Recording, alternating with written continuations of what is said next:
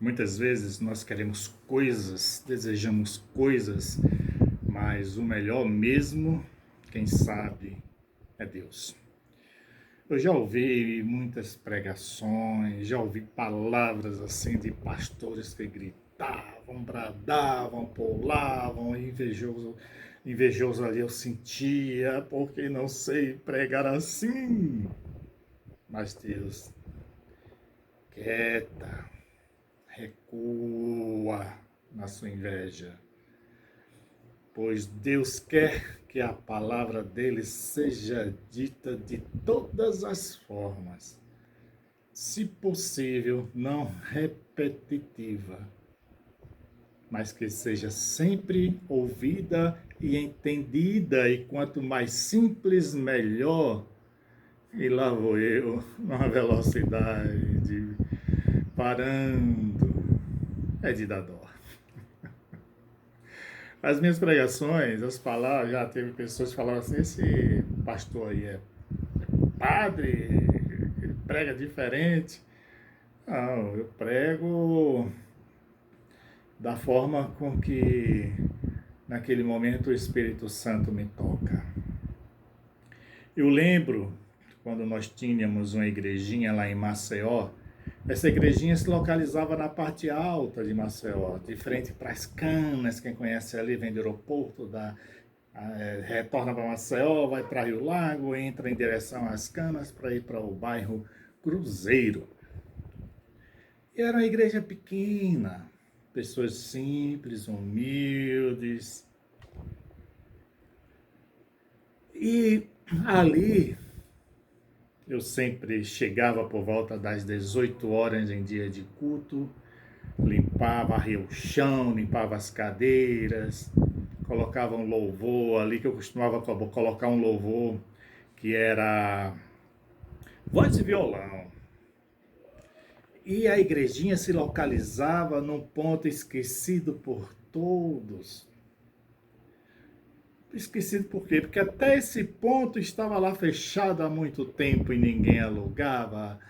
E eu olhei assim, era oficina de um lado, oficina do outro, durante o dia aquela maior sujeira de peças, de movimentação de pessoas para consertar seus carros, suas motos. E eu cheguei e aluguei esse ponto, iluminei, e era um trajeto ali que as pessoas evitavam passar, porque era escuro. Então elas rodeavam, faziam um contorno por trás, andavam mais ou menos o dobro do caminho que teriam que andar, mas evitavam porque era esquisito.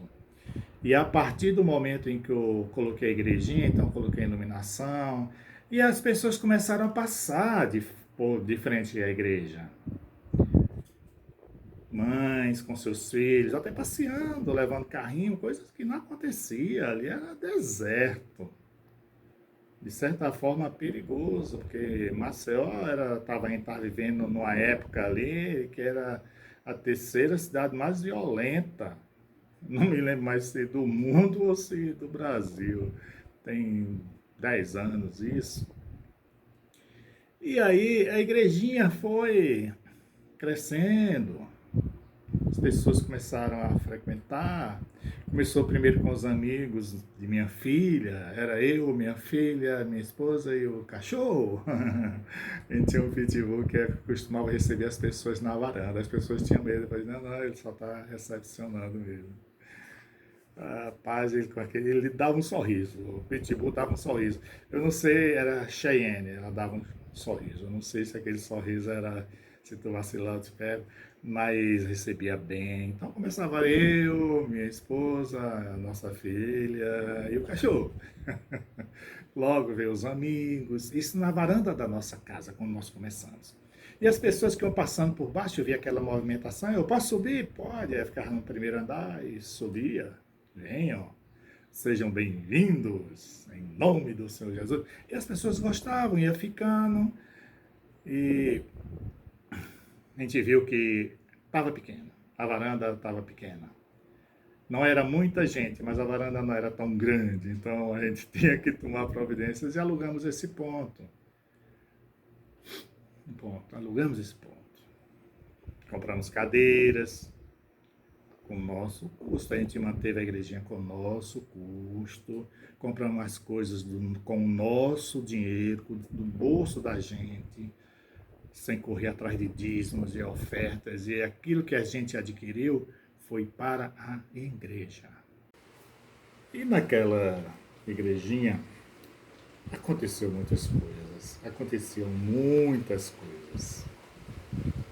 Um certo dia, uma membra que já estava com a gente já há pouco tempo, ela chegou e falou: pastor, meu esposo está vindo conhecer a igreja. Falei: ótimo, venha. Não, o senhor não está entendendo, meu esposo está vindo. Venha. É que ele é complicado, não tem problema, pode vir. Pastor, é porque ele é psicólogo. Ótimo, venha, traga ele. Pastor, é porque ele costuma colocar defeito em tudo que é igreja. Eu falei: não tem problema, pode trazer. Assim eu saberia onde estão os defeitos, né? Do que a gente faz, do que a gente prega, do que a gente mostra, qual é o nosso pensamento, porque vem um psicólogo justamente para medir a nossa capacidade espiritual, mental. É, ele veio, sentou lá atrás. E o nosso culto era assim: a gente passava um vídeo, vamos falar de Naamã, bora, Naamã. Passava o vídeo de Naamã, sequestrando a garotinha, ele em casa já, aquela garotinha lá em casa. Naamã foi uma das palavras que eu mais preguei nas igrejas, quando chegava na igreja sem ter um tema específico, alguém que chegar e falar: hoje é seu dia, você está aqui, soldado no quartel, tem trabalho. Ok. Aí pegava na mão. E aquela garotinha vendo aquilo, aquele sofrimento daquele casal, e ela era o que? Era uma prisioneira, mas ficava pelos cantos orando, e eles viam aquilo, que era interessante, né, do ponto de vista. Então a gente pregava, já ia entrando na palavra de Naamã, que é gostosa a palavra de Naamã. Aí a gente passava o vídeo, tem os louvores eram sempre bem escolhidos para que tivesse o conteúdo da palavra. E depois vinha a palavra. E a palavra era um costume meu, como não tinha muita gente, era pouca gente, a nossa palavra era interativa, assim, eu perguntava se alguém tinha alguma dúvida, se tivesse, falasse. E a gente dava oportunidade às pessoas antes, nos louvores. Quer uma oportunidade hoje, irmão? Não, hoje não, hoje não, hoje não, hoje eu quero. Bora. A pessoa vinha, dava uma palavra, louvava. Minha esposa olhava assim, mas tá bom. Ela não era muito de ficar chamando as pessoas assim, sem conhecê-las. Mas a partir do momento que uma pessoa entra na igreja para ouvir uma palavra, ela está procurando a Deus. E se ela tem um louvor, olha que lindo, uma pessoa vem procurar e já vai nos dar. É uma benção. Agora, se ela está em pecado ou não está, o problema é dela com Deus. É o que eu costumo dizer durante a Santa Ceia: tome se estiver em dias, não tome se estiver em pecado. É assim como você pode receber uma bênção, você pode receber uma maldição. E as pessoas vinham, eu perguntei: você tem alguma coisa para falar? Isso? Não, tá. Ótimo, ótimo. Aquele ótimo assim de, estou aprovando. Falei: coisa boa. Isso é, eu dizia para minha esposa, isso é porreta, que é um linguajar lá da Bahia. Porreta quer dizer muito bom, muito retado, muito. Ela diz: para com isso. Mas isso é o nosso costume, nossos costumes, nossas tradições, nossa cultura, né? Aí ele veio, agradeceu, gostou do culto, tudo. e a esposa dele assim, feliz, né? Aí quando ele veio um culto, dois cultos, três cultos, quatro cultos, cinco, aí sem perder um domingo aquele homem apareceu.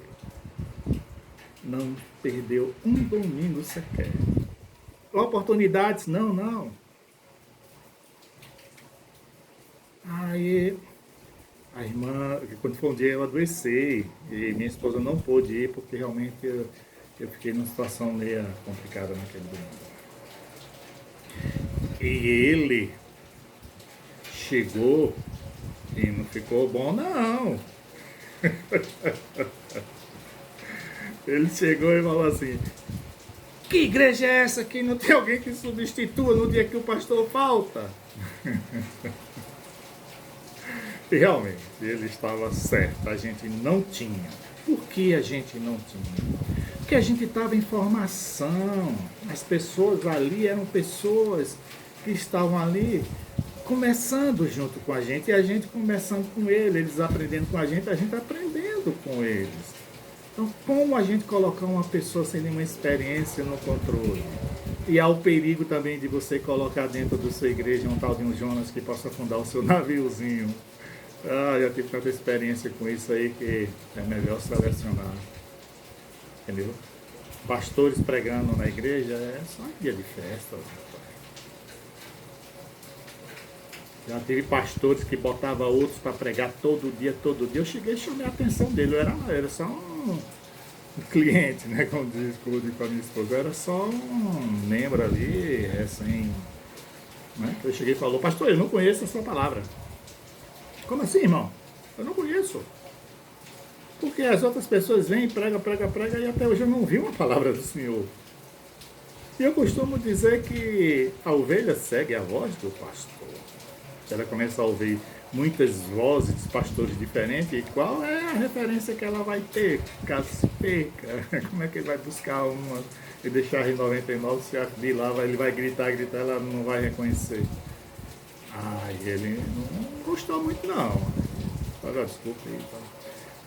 Depois ele realmente começou a pregar, e eu cheguei e falei.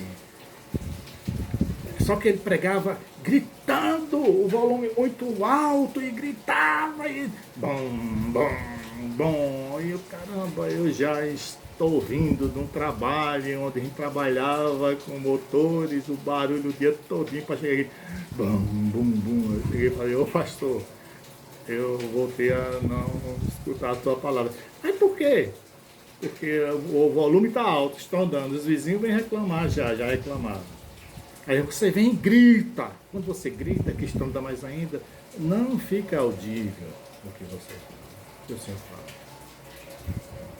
Aí ele baixou, eu falei: ó, assistindo. Mas irmão. Sabe qual era a desculpa que ele dava? Ah, o pessoal lá da rua tem que ouvir. Não, o pessoal lá da rua tem que ficar curioso com o que a gente está falando aqui dentro.